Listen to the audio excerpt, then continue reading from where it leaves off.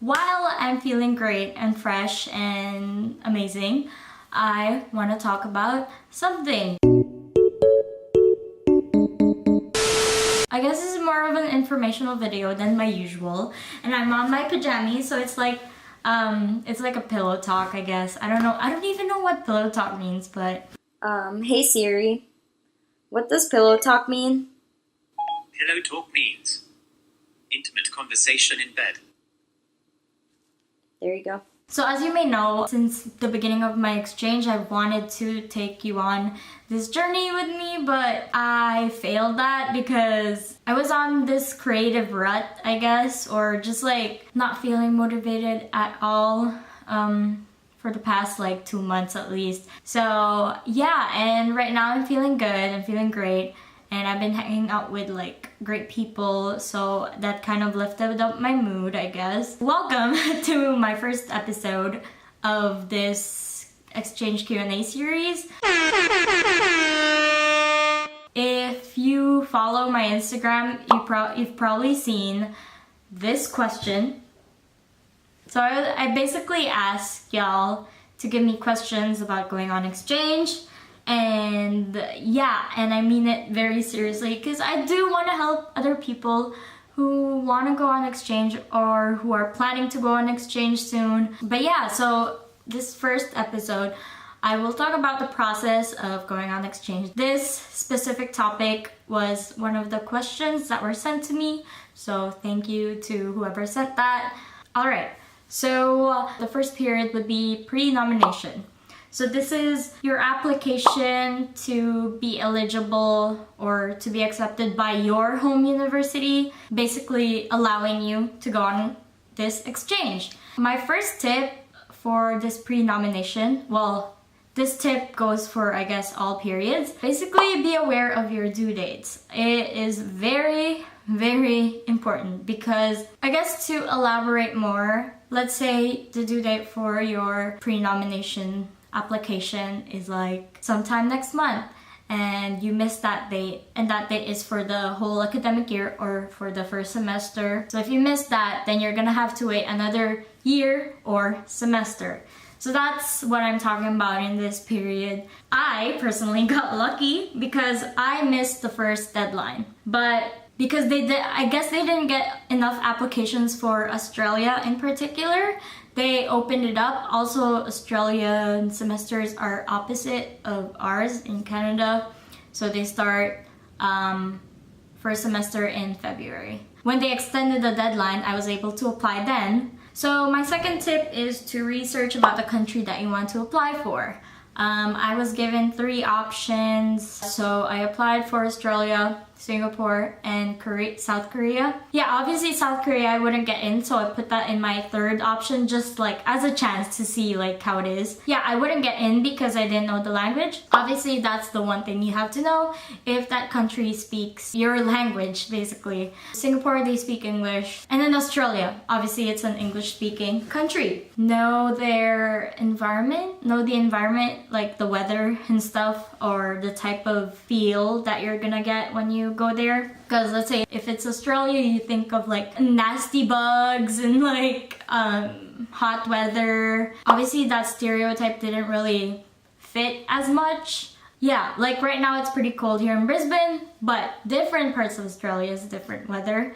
So know about the exact city or place that you're going to, like the kind of weather that you're gonna get or the environment.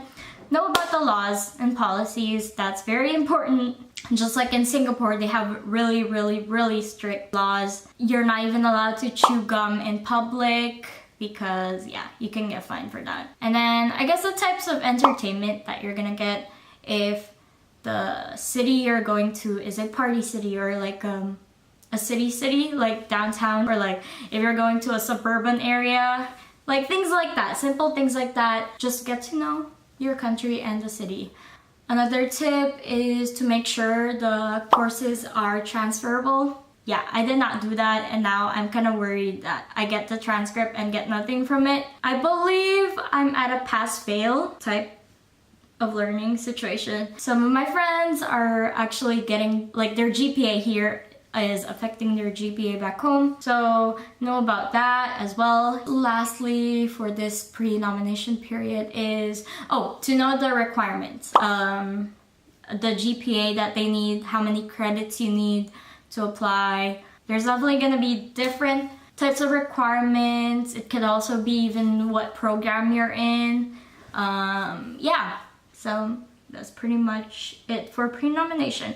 So now, let's say you got nominated. This time you're going to apply for the host university. I think I waited about, alright, I'll just insert when I got nominated and then accepted. Okay. So the first deadline was January 2018, but like I said, it got extended until March.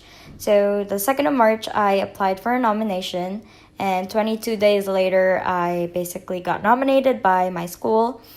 But my application for QUT didn't come until November 14th. I applied right away, and 2 days later, I got accepted by QUT. So QUT literally gave me less than 3 months to get everything ready because their semester started February of 2019. So that's kind of impressive to think about. I guess for this is just to get your documents ready, scan whatever they need. After nomination, they give me a checklist for U of T. So what you need to do before going, while you're there, and after. So I have a checklist for my homeschool, and then they also give you a checklist for your host institution. It's different things. I'll try to insert some of the checklists that I got. For the QUT application checklist, as you can see, the dates actually don't line up. It says November 1st, 2018, but I didn't really receive the application until after that. So for that one, it didn't really matter. Okay, for another one is you need to know how you will be financing your studies. So if you are getting help from your parents, if you're getting a loan, if you're getting student loans, all that stuff, or if you've saved up for it. I think this goes for all or most universities. They will ask you how you will finance your studies. So you gotta know that because it's very important for sure. Now that you've got accepted, apply for visa as soon as possible once you've gotten all the information for your host school. But just like look it up online and you will see how. Also check your finances again, make sure there's extra, and if you're working before, work as much as you can and save up. Find your accommodation. This specific topic, I'm gonna have a whole separate video for it because this is a whole different thing to talk about. So finding your accommodation.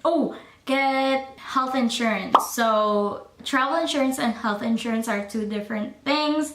If you're covered for it from back home, then that's great, but make sure you have the right insurance as per school's policy or travel policy. Know when you want to fly in. So when you look for an accommodation, you can see the starting dates. Okay, so for some reason, this was a lot harder to explain in the video, but basically, if you are a spontaneous traveler, then probably, get a one-way ticket if you do plan to stay and just travel more.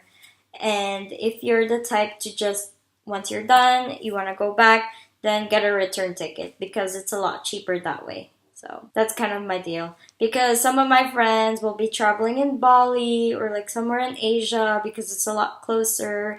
So they're going to buy a ticket there and then from there to back home. But yeah, that was just their deal. But if you're not the type, if you're like me who is very sure of when to go back, then get a return ticket. Because that's, cheaper. I think that's it for my tips about applying and all that stuff. So yeah, that's it for this episode of the Exchange Q&A series. I hope this helps you decide if you want to go on exchange. Okay, bye. Thanks for watching.